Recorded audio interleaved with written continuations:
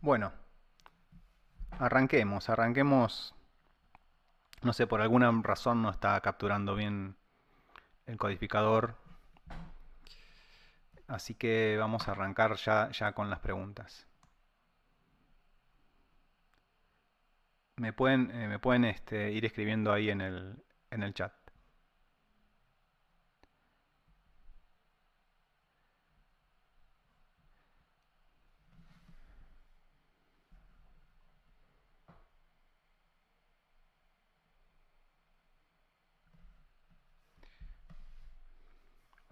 Diego, no sé si tenés alguna consulta. Ya podemos empezar, ¿eh?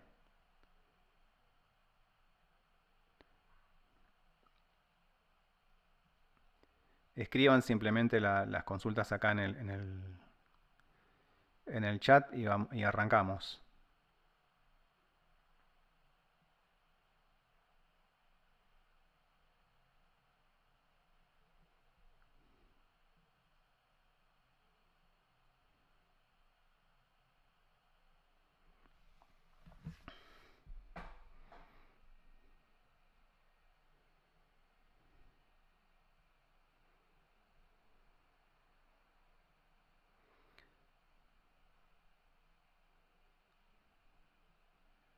Bueno, ahí Jaime me pregunta si he utilizado Orange Pi, en vez de Raspberry Pi.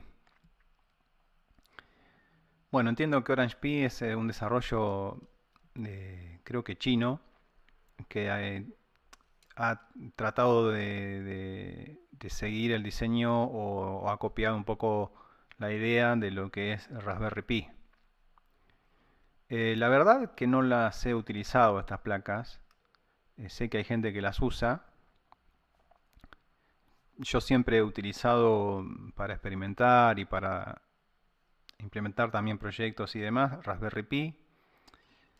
Em, y, y la verdad que las he visto, inclusive algunas tienen algunas características de hardware interesantes y demás, pero la verdad es que no las he probado, así que no te podría decir. Tampoco he visto que se usen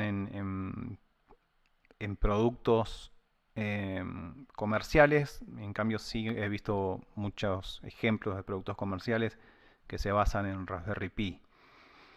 Así que bueno, lamentablemente no te puedo dar mucha información al respecto, porque bueno, no voy a hablar de algo que no he probado, pero de todos modos, siempre se puede experimentar y bueno, yo creo que lo importante, si se va a hacer una prueba de concepto, por ejemplo, o sea, se va a experimentar con alguien, se va a usar en un laboratorio, en general podemos usar distintos tipos de hardware y no nos preocupa mucho la calidad y demás. Eh, y en ese sentido no puedo decir nada de Orange Pi porque, como repito, no la he probado, no sé cómo funciona. Pero en cambio Raspberry Pi sí puedo dar fe que la verdad que es un excelente producto que funciona permanentemente. Yo he tenido, o sea, años prendidas Raspberry Pi y funcionando, ¿no? Y veo que se usa muchísimo en el desarrollo de muchos productos. O sea que hay productos que están basados directamente en Raspberry Pi.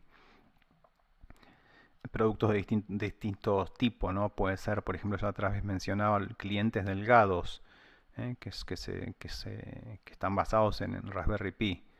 Eh, También, por ejemplo, vi un sistema de conteo de personas en retail que utiliza justamente la plataforma Raspberry Pi en conjunto con hardware de Intel y unas librerías de Intel y demás para lo que es visión artificial.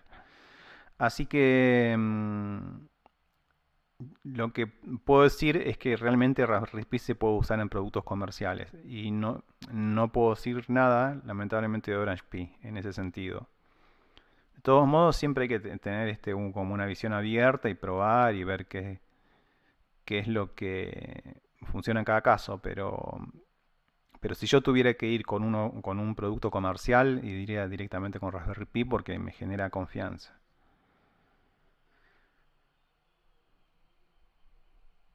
Bien. espero haber respondido la pregunta de Jaime.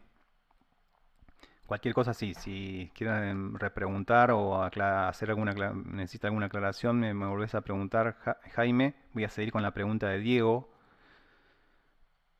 ¿Qué pregunta? El futuro del retail con los distintos casos de usos de IoT. Bueno, em, ahora con todo el tema de la pandemia bueno, ha modificado un montón de cosas.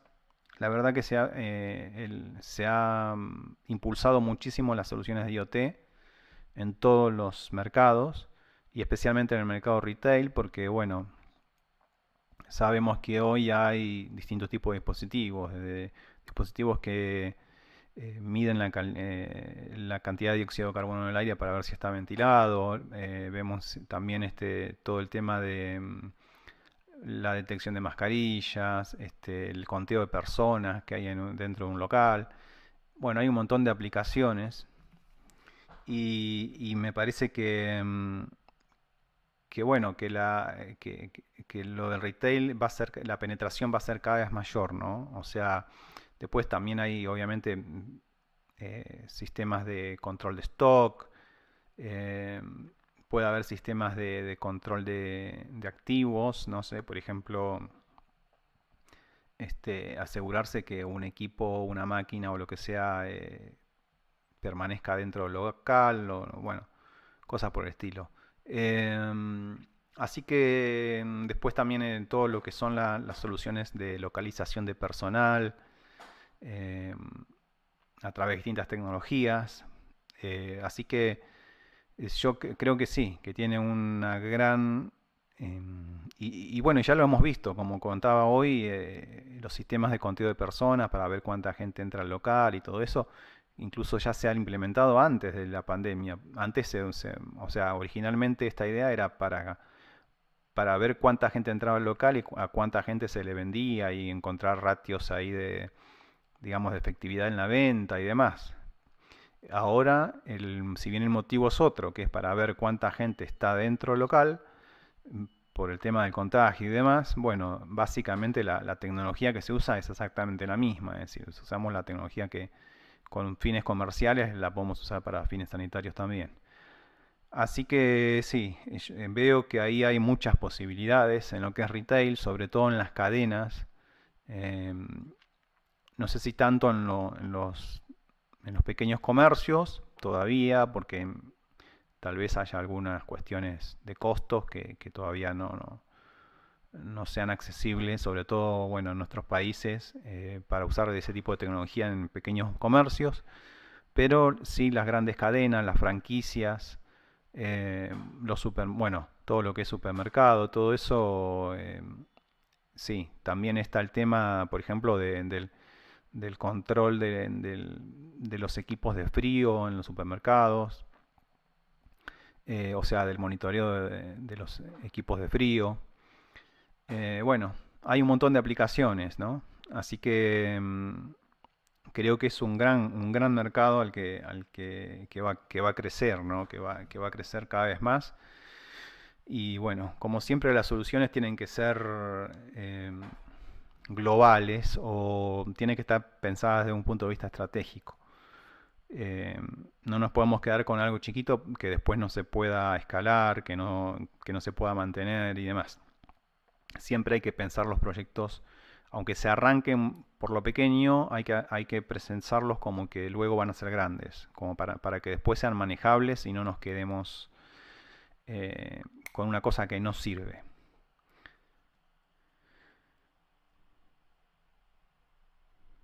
Bueno, Omar me pregunta, Node-RED y MQTT. Bien, para usar en la industria. Según tu experiencia, ¿recomiendas usar Node-RED y MQTT para ofrecer servicios de IoT en la industria?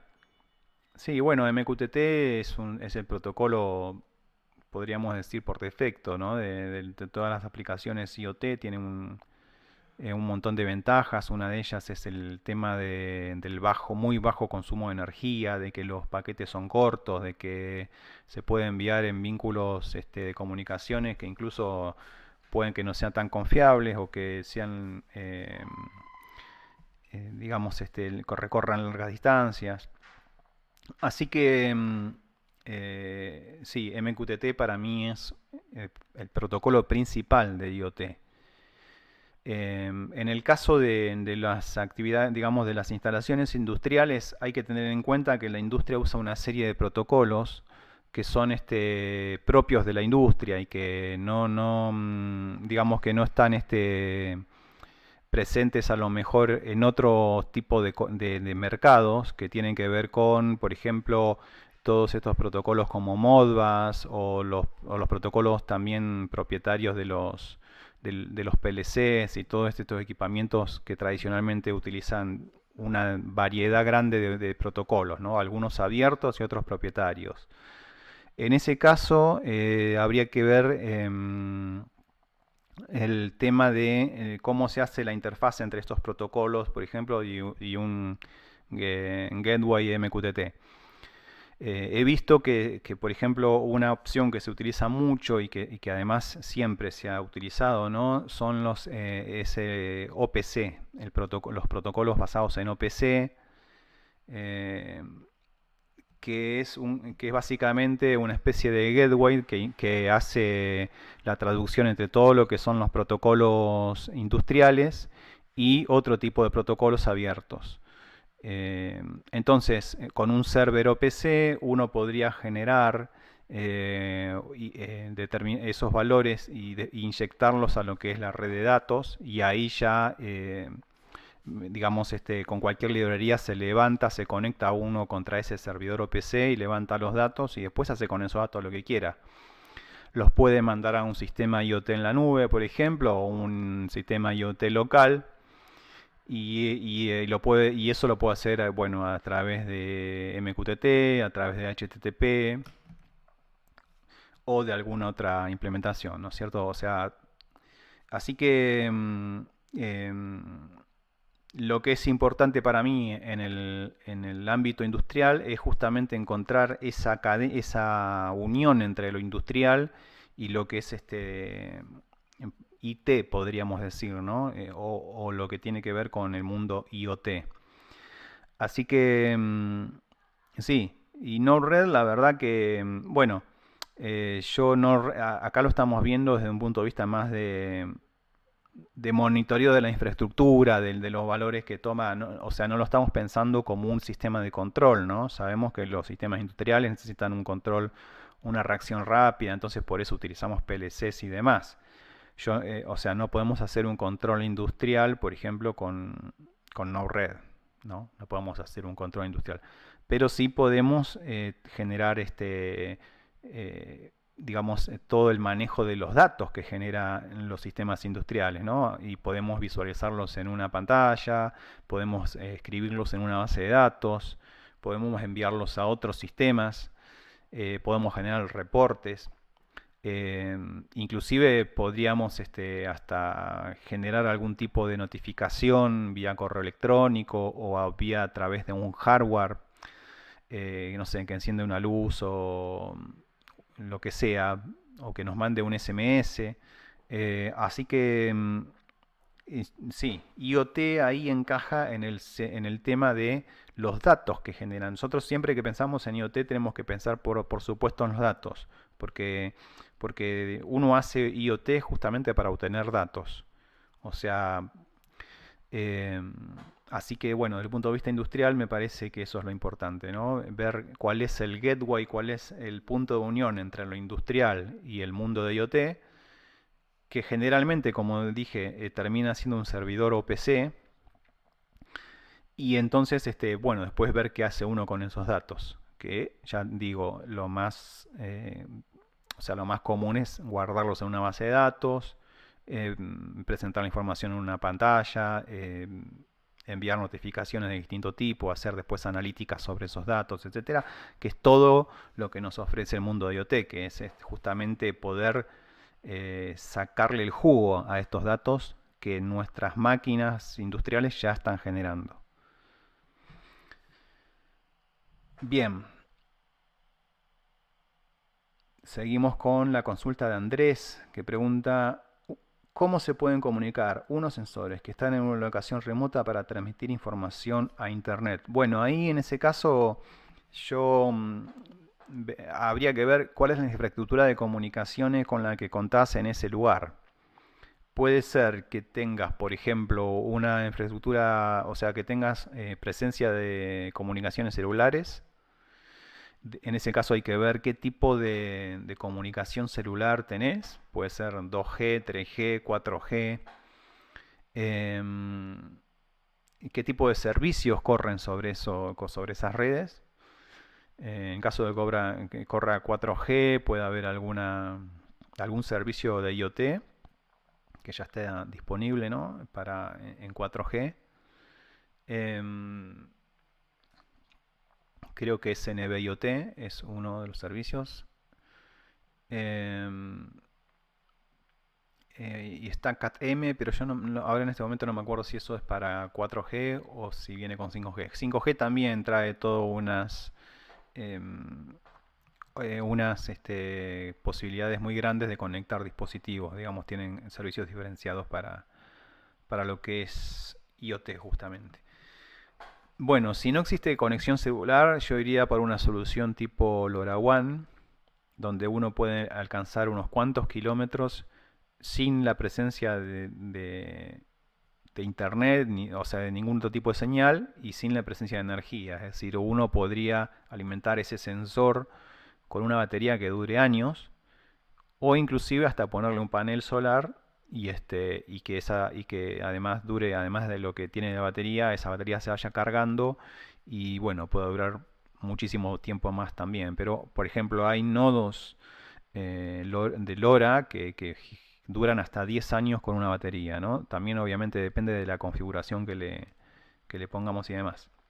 Así que yo diría que una buena opción sería implementar justamente el LoRaWAN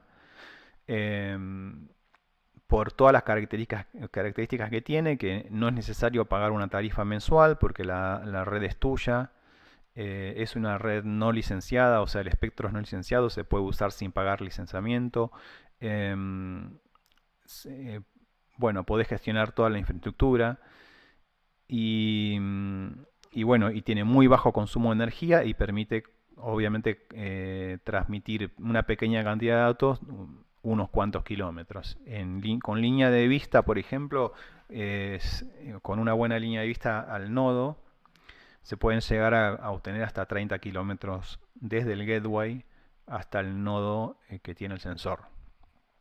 Obviamente esto también afecta el tema de la duración de la batería y demás. Cuanto más lejos está del gateway el nodo de LoRaWAN, más consume batería por el tipo de modulación que utiliza justamente LoRaWAN para llegar a tan lejos. Así que, bueno, ahí hay un tema de ver, hay una relación de compromiso entre la distancia y lo que dura la batería, ¿no? Y también del ancho de banda, o sea, mejor dicho, del bitrate, de la capacidad de transmisión de datos que tiene ese vínculo.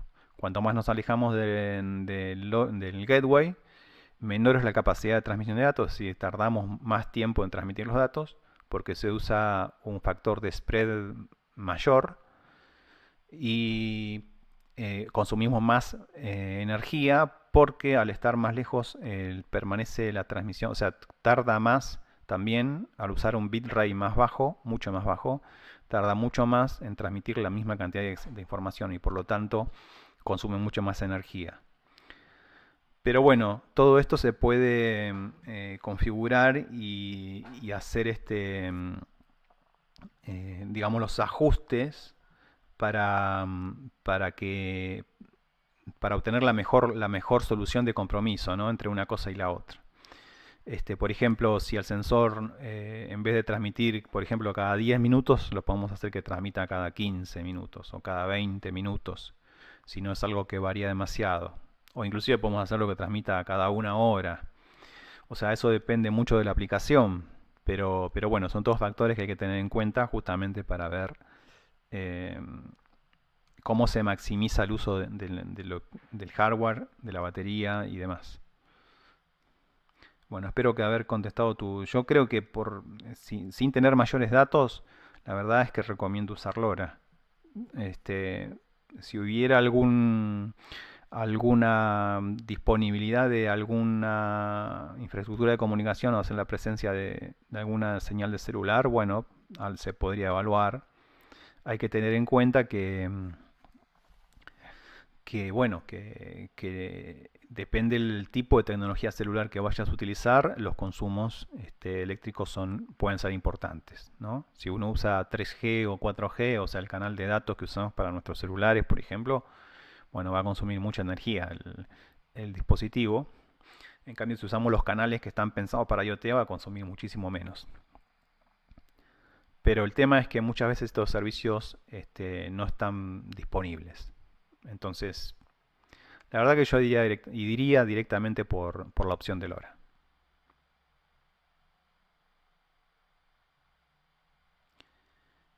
Bueno, para terminar la consulta de Andrés, luego respondo la de Omar. Eh, sí, te puedo ayudar con el tema de la implementación de LoRaWAN. No hay problema. Después hablamos por privado y bueno, y vemos de qué manera te puedo ayudar. Omar pregunta, ¿cuál es tu opinión sobre la tarjeta de programación PyCom? He visto que estos contienen hasta 3 o más tipos de comunicación. Sigfox, LoRa, Wi-Fi, Bluetooth. Bien. Sí, PyCom la verdad que es muy buen producto. Todos los productos que hace PyCom me parece que son muy buenos. Además, cuentan con una plataforma de gestión de dispositivos desde la cual se puede justamente administrar los dispositivos una vez que están funcionando. Se puede actualizar el firmware y demás. Me parece súper interesante. Y eh, he visto que muchos fabricantes, o sea, gente que se dedica a IoT, utiliza el hardware de PyCom para justamente desarrollar sus productos. Así que yo creo que es recomendable. Además que se programa en Python, que es un lenguaje de programación bastante sencillo.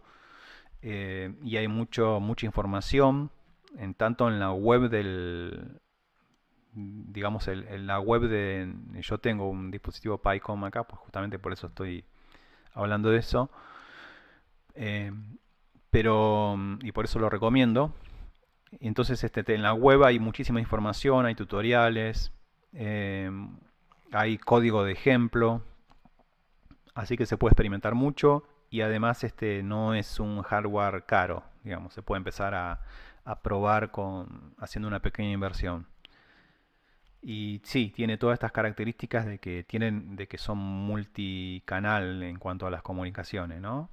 Los chips, estos que vienen con Sigfox, LoRa, Wi-Fi y Bluetooth. La verdad que es muy, me parece que está muy bueno. Así que sí, yo lo recomiendo a PyCon, porque además he visto que lo usan otros, que bueno, o gente que digamos que son, por así decirlo, referentes del sector IoT.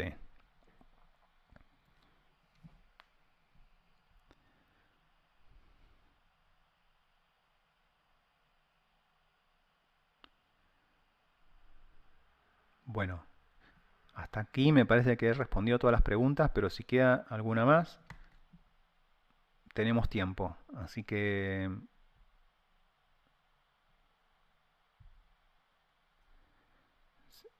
podemos aprovechar para responder alguna otra pregunta más. Cualquier cosa, puede ser de un proyecto, a lo mejor tienen un proyecto, o algún problema o alguna idea. Este, lo podemos comentar acá ahora, aprovechando.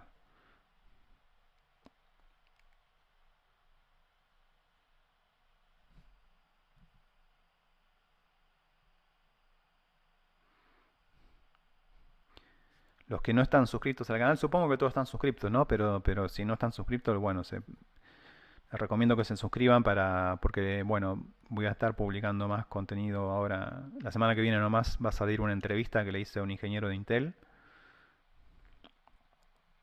para hablar de IoT y de autos autónomos también.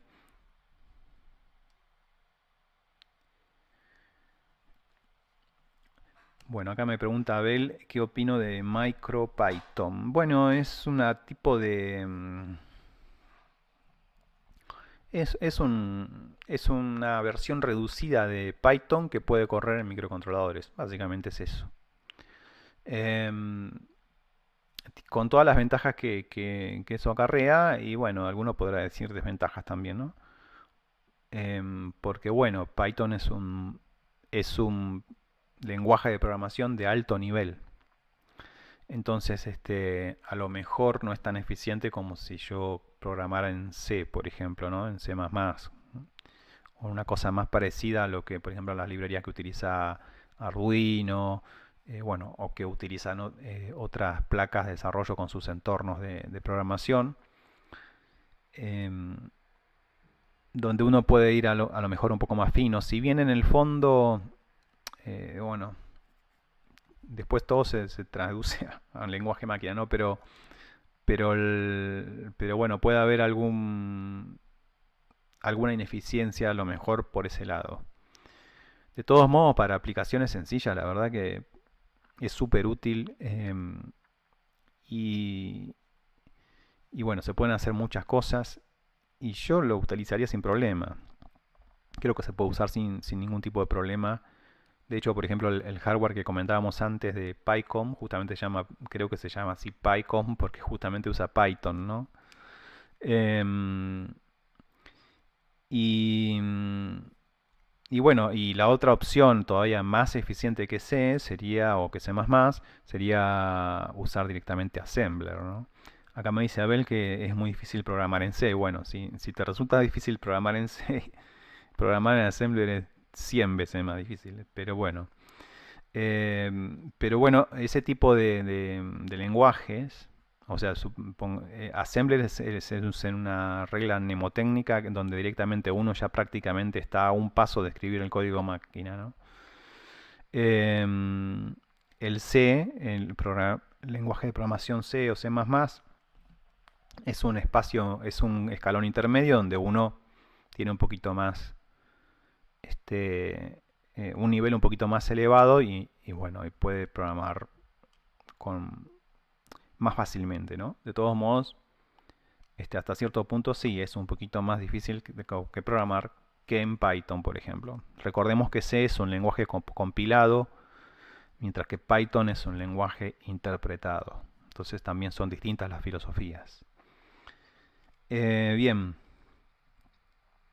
entonces, bueno, yo creo que cualquier lenguaje de programación puede servir, hay que analizarlo para cada caso particular, pero en general para desarrollos de dispositivos IoT, la verdad que podemos usar Python sin problema. Salvo que sea, ya repito, un caso muy específico. Inclusive hay librerías que son muy eficientes en el uso del hardware y demás. Así que no lo veo como un problema, digamos. Podemos usar Python tranquilamente. Bien, ¿qué ventajas y desventajas ves tú en usar una plataforma IoT comercial como Ubidots, etcétera? Bueno, ustedes saben que hay infinidad de plataformas IoT, infinidad. Y la verdad es que cada plataforma tiene sus características y está orientada a un determinado tipo de uso. Algunas son más generales, em, así que y bueno, y apuntan a distintos tipos también de capas, porque las plataformas de IoT se dividen, digamos, o sea, las podemos dividir en capas, ¿no? En estratos, como para que bueno, ahora no vamos a ver eso porque puede haber unas cuantas capas, digamos, dentro de una plataforma. Eh, pero entonces, bueno, hay algunas que, por ejemplo, están pensadas para gestión de dispositivos IoT. Otras están pensadas para lo que es más que nada la comunicación con los dispositivos IoT y no sé, por ejemplo, pensemos una plataforma que hace el servidor de red de una red LoRaWAN, ¿no? Entonces ese servidor de red es parte de una plataforma o es una plataforma IoT en sí misma, cuyo fin es justamente organizar todas las comunicaciones entre los dispositivos LoRaWAN que están distribuidos por ahí. Entonces elimina paquetes que están repetidos, bueno, elimina paquetes que no corresponden a ese servidor, rutea los paquetes a otras plataformas, a una base de datos, bueno, hace todo un manejo de todo lo que es la comunicación, establece también la comunicación, o sea, segura con los dispositivos, ¿no? A través de una serie de llaves, también la comunicación segura con el gateway. Así que, bueno, hay eso sería una plataforma IoT, pero es una plataforma IoT pensada justamente para gestionar la red LoRaWAN. Después vamos a necesitar otra plataforma que, por ejemplo, tome esa información y la grafique o la muestre en un reporte o lo que sea. Entonces, bueno, hay distintos tipos de plataformas. Después también uno obviamente puede crear su propia plataforma utilizando software open source o inclusive hasta puede desarrollar la plataforma, ¿no? Inclusive, bueno, hay plataformas open source de IoT que se pueden utilizar. Y bueno, en ese caso hay que ver también el tema de las licencias, porque por más que a veces son plataformas gratuitas, hay que ver cuáles son las licencias de uso, o sea, hasta qué punto y demás, porque muchas tienen después su contraparte comercial, que le llaman muchas veces enterprise o cosas por el estilo, y entonces hay cosas que con la versión comunitaria no se pueden hacer y demás. Bueno, y también se puede usar software de distintos tipos y armar uno su propia plataforma en base, por ejemplo, a MQTT, a Node-RED, a una base de datos InfluxDB, a Grafana, que es básicamente lo que yo hice, que armé mi propia plataforma para un emprendimiento que vamos a empezar con un socio para justamente despliegues de dispositivos utilizando LoRaWAN y demás. Bien, entonces, ¿cuáles son las ventajas de utilizar una plataforma de terceros? Que por ejemplo en este caso podría ser Ubidots, pero hay muchísimas otras. Bueno, tiene que ver con evitar todo el tema de la gestión del software, del servidor, de las actualizaciones, de las bases de datos. O sea, nos sacamos de encima todo eso que es mucho trabajo. Entonces utilizamos una plataforma de terceros, pagamos una mensualidad y nos olvidamos de todos los temas técnicos que se tienen que atender si uno quiere tener su propia plataforma de IoT. Entonces, una opción podría ser, sí, empezar con una plataforma propia y después ver cómo se escala, porque a veces no es tan fácil escalar una plataforma propia. O después migrar a una plataforma de terceros, ¿no?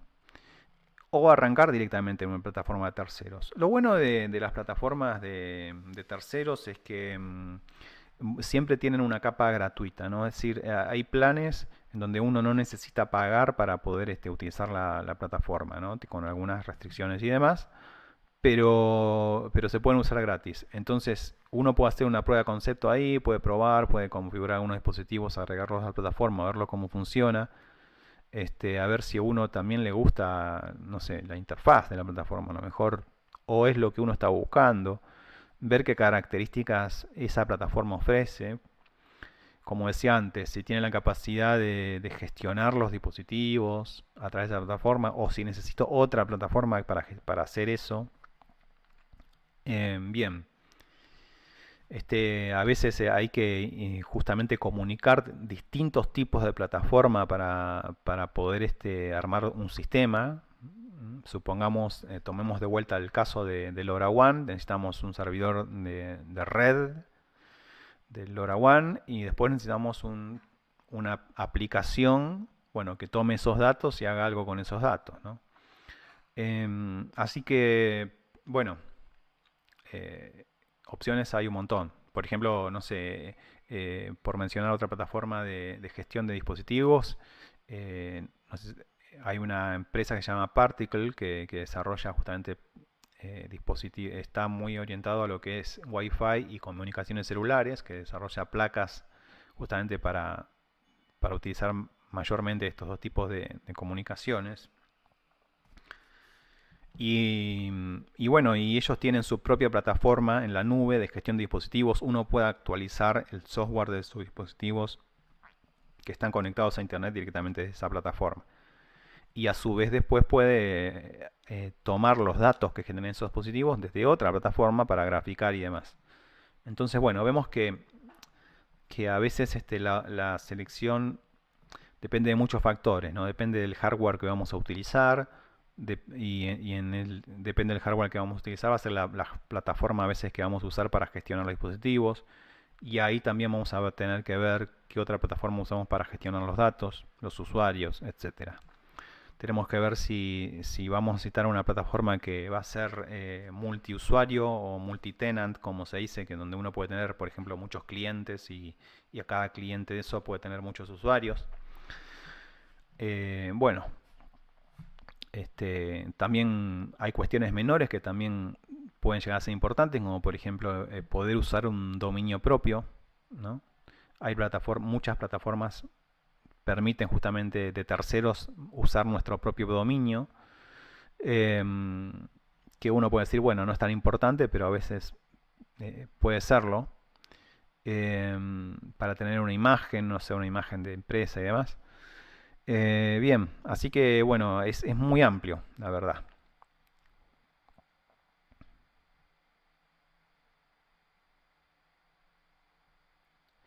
Bueno, espero haber respondido, por ahí me extiendo un poco, pero espero haber respondido un poco la pregunta de Omar. Abel me dice, estuve un mes para aprender cómo hacer una suma en lenguaje ensamblador. Bueno, sí, sí. Yo generalmente no recomiendo aprender porque es algo bastante complejo. En realidad hay que saber también de la arquitectura del microcontrolador o del microprocesador que se está utilizando. Entonces, bueno, a veces no es tan necesario eso, ¿no? Em, Habiendo hoy soluciones que son mucho más fáciles de usar, ¿no? Así que, bueno, salvo que sea alguna cuestión que no queda otra, usar Assembler, bueno, en general no lo recomendaría. Jefferson me pregunta, aparte de enviar información a la nube, ¿qué herramientas recomiendas para aprender, para darle un valor agregado como análisis predictivo, inteligencia artificial, machine learning, análisis predictivo, etcétera? Bien. El tema acá es que cada vez más cada vez más se está apuntando a llevar la inteligencia al borde, al dispositivo IoT, y que no se haga todo en la nube, ¿no? Esto tiene varias, digamos, em, varias justificaciones bueno, em, una de ellas puede ser el tema, por ejemplo, de la optimización del uso de los vínculos de comunicaciones.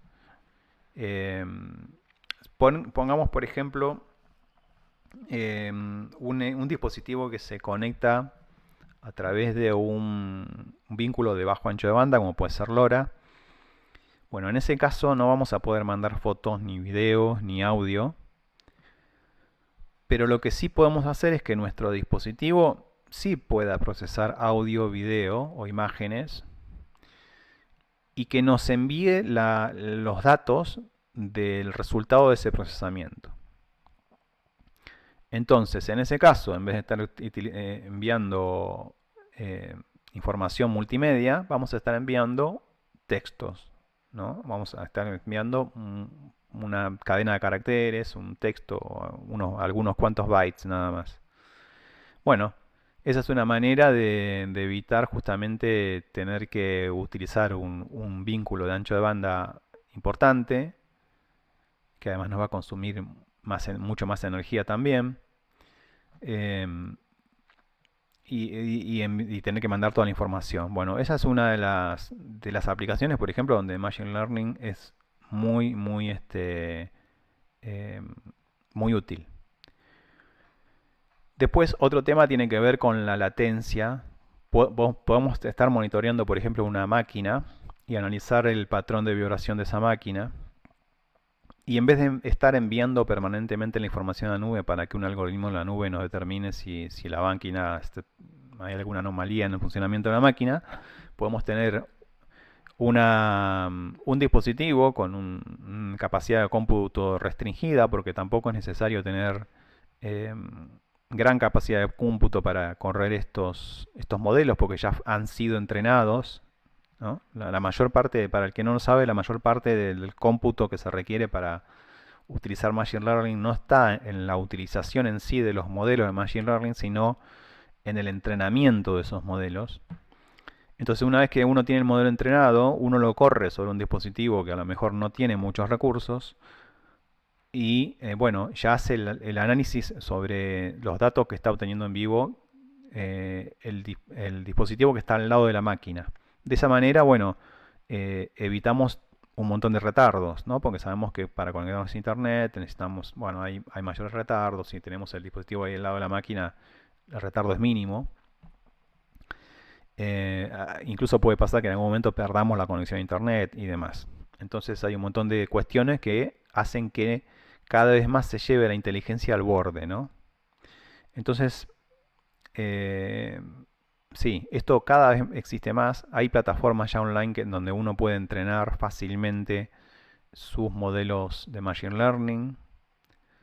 Una es Edge Impulse, que es muy conocida, y la otra es otra que conozco, pero que se basa más que nada en el tema de, o mejor dicho, se especializa en el tema de visión artificial, es Always AI. Eh, bueno, es fácil generar modelos y entrenarlos y utilizarlos luego en algún dispositivo. Y bueno, cada vez más existe esto. Después también uno puede generar sus propios modelos utilizando una librería que se llama TinyML, que es un derivado de una librería de Machine Learning que se adaptó, digamos, justamente para sistemas embebidos. Así que bueno, hay muchas opciones. Hay muchas opciones y esta es todo, hoy más que nunca se puede usar y la verdad es que sí, va a haber genera un gran diferencial respecto a las soluciones de IoT en general, ¿no? O sea, cuando uno ofrece, en vez de ofrecer un sensor que solamente toma datos y los manda a la nube, si uno puede usar inteligencia en el borde, obviamente el diferencial comercial que eso puede tener es muy grande. Y por supuesto, los, la ganancia económica también, porque no es lo mismo tener un sistema inteligente local que un sistema que lo único que hace es medir y mandar datos a la nube, ¿no? Son dos tipos de servicios distintos y bueno, este, uno le puede sacar mucho más el jugo al que si uno tiene la inteligencia local, ¿no? Bueno, por ahora voy respondiendo todas las preguntas. Si queda alguna más, ya estamos cerca de la hora, así que estamos ya cerca de terminar. Pero si alguien tiene alguna otra pregunta, me la puede escribir ahora en el chat y ya sería la última pregunta para responder.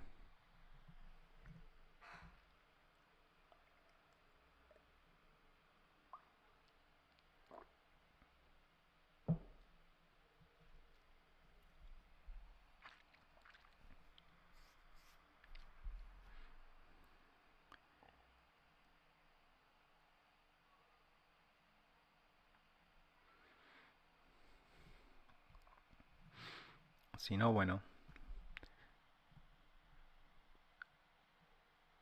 vamos, si no hay más preguntas, vamos cerrando esta transmisión. Y bueno, por supuesto que les agradezco a todos que se hayan conectado.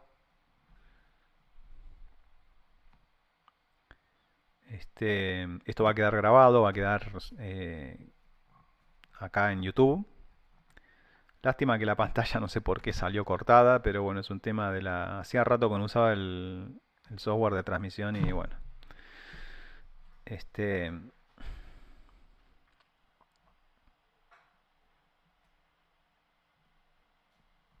espero que les haya servido.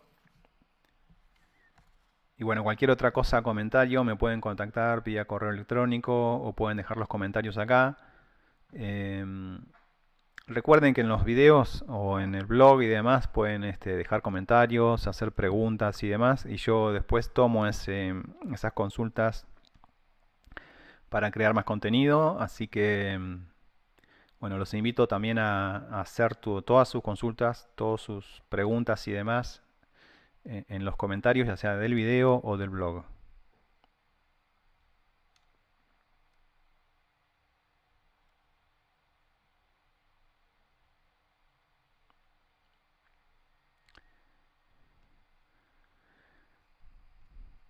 Bueno, muchas gracias a todos.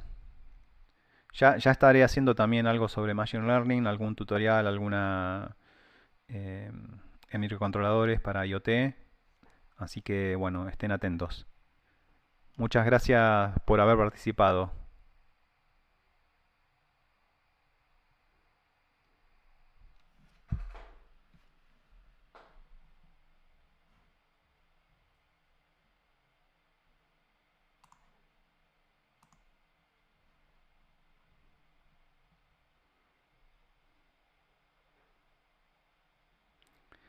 Sí, sí, sí, Andrés, me puedes mandar un correo a esa dirección. Gracias.